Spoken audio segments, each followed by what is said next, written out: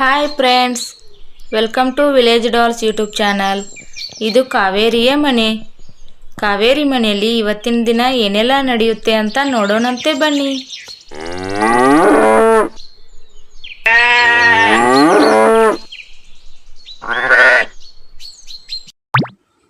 ಕಾವೇರಿ ಕಾವೇರಿ ಏನು ಮಾಡ್ತಾ ಇದೀಯಾ? ಸ್ವಲ್ಪ ನೀರು ಕೊಡು ಕುಡಿಯೋದಕ್ಕೆ. ಅರೆ, ಇದೇನು ಇಷ್ಟೊಂದು ಬಟ್ಟೆ ಎಲ್ಲ ಚೆಲ್ಲಾಡ್ಬಿಟ್ಟಿದ್ದಾರೆ? ಏನು ಕಾವೇರಿ ಇದೆಯಲ್ಲ, ಬಟ್ಟೆನೆಲ್ಲ ಮನೆ ತುಂಬ ಚೆಲ್ಲಾಡ್ಬಿಟ್ಟಿದೀಯಾ? ಏನಾಯಿತು? ಅದೇನು ಅಂತ ಹೇಳಿರಿ, ಈ ಹೊಸ ಮನೆಗೆ ಬಂದಾಗಿಂದಲೂ ಇಲಿ ಅಂತೂ ತುಂಬಾ ಜಾಸ್ತಿ ಬರ್ತಿದೆ.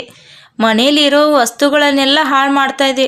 ಅದಲ್ಲದೆ ನಮ್ಮ ತೊಡೋ ಅಂಥ ಬಟ್ಟೆಗಳನ್ನು ತುಂಬಾ ಹಾಳು ಮಾಡಿದೆ. ತುಂಬ ಹೊಸ ಹೊಸ ಬಟ್ಟೆ ರೀ. ನೋಡ್ರಿ, ಇದು ನನ್ನ ಬ್ಲೌಸು ಎಲ್ಲ ಕಡ್ದು ಹಾಳು ಮಾಡಿದೆ. ಇದಷ್ಟೇ ಅಲ್ಲದೆ ನನ್ನ ಹೊಸ ಸೀರೆನೂ ಹಾಳು ಮಾಡಿಬಿಟ್ಟಿದೆ ರೀ.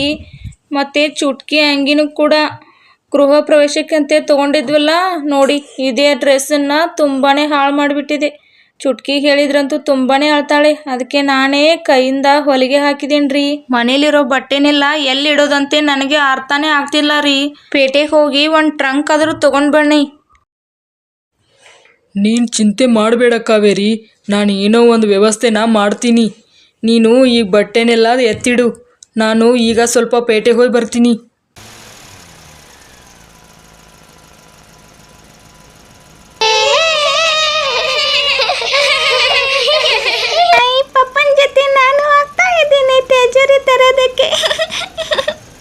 ನಾನು ಗೌಡ್ರ ಮನೆಯಲ್ಲಿ ಜೀಪ್ ಇಸ್ಕೊಂಡು ಬಂದು ಒಳ್ಳೆ ಕೆಲಸನೇ ಮಾಡಿದೆ. ಮಕ್ಕಳನ್ನೂ ಕೂಡ ಕರ್ಕೊಂಡು ಹೋಗುವಾಗಾಯ್ತಲ್ಲ, ಖುಷಿ ಆಗ್ತಿದೆ ಮಕ್ಕಳ ಜೊತೆ.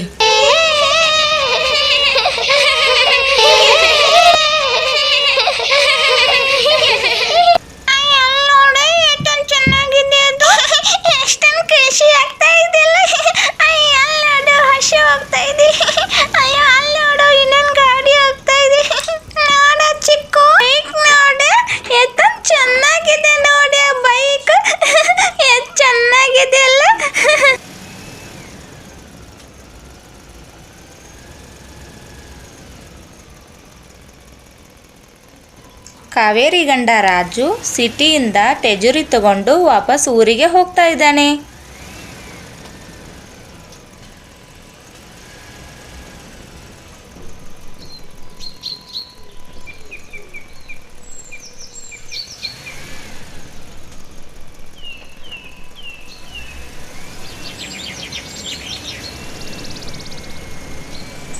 ರೀ ಬಂದ್ರ?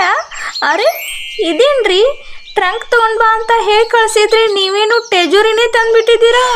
ಅಯ್ಯೋ, ಇಷ್ಟೊಂದು ದೊಡ್ಡ ಟೆಜುರಿನಾ? ಅಯ್ಯೋ, ತುಂಬ ಹಣ ಬೇಕಾಗುತ್ತಲ್ಲ ರೀ ಇದನ್ನು ತರೋಕೆ. ಅರೆ, ಟೆಜುರಿ!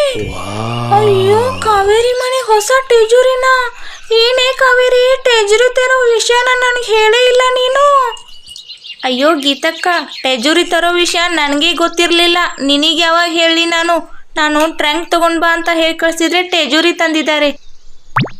ಅಂದರೆ ಏನು ರಾಜಣ್ಣ, ಮುಂಜಾನೆ ಜೀಪ್ ಗಾಡಿ ಇಸ್ಕೊಂಡು ಹೋಗಿದ್ದೆ, ಇದಕ್ಕೆನಾ ಹೊಸ ಟೆಜುರಿನೇ ತಂದುಬಿಟ್ಟಿದೀಯಾ? ಹೌದು ಗೌಡ್ರೆ, ನಾವು ಅಷ್ಟೇ ಸಿಟಿಗೆ ಹೋಗಬೇಕಾದ್ರೆ ಗೌರ್ಮೆಂಟ್ ಬಸ್ಸಿಗೆ ಹೋಗ್ತೀವಿ.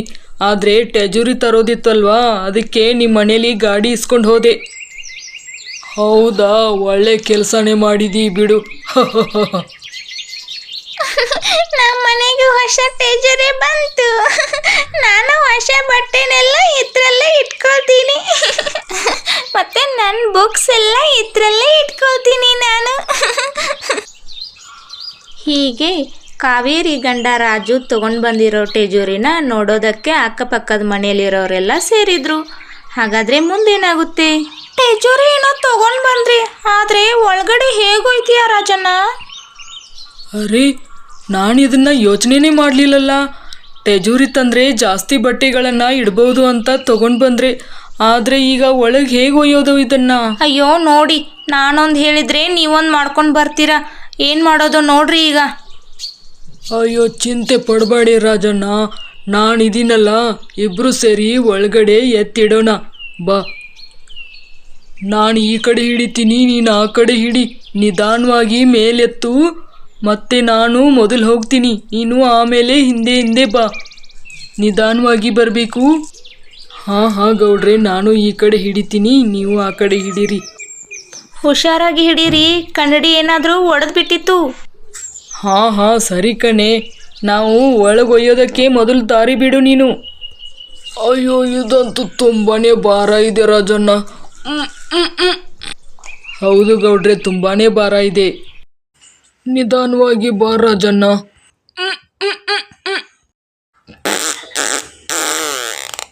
Oh no. ಅಯ್ಯೋ, ನಿಧಾನವಾಗಿ ಬಾರಪ್ಪ. ಅಯ್ಯೋ, ಬೇಗ ಹೇಳಪ್ಪ, ಎಲ್ಲಿಡೋದು ಇದನ್ನ?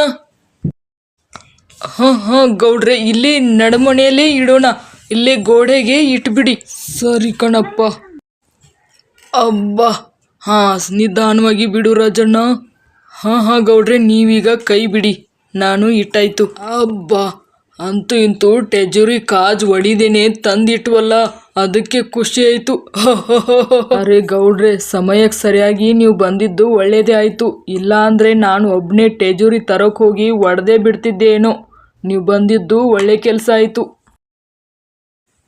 ಅರೆ ಏನು ಕಾವೇರಿ, ಎಷ್ಟು ಬೇಗ ಟೆಜುರಿ ತುಂಬಿಸೇ ಬಿಟ್ಟಿದೀಯಾ?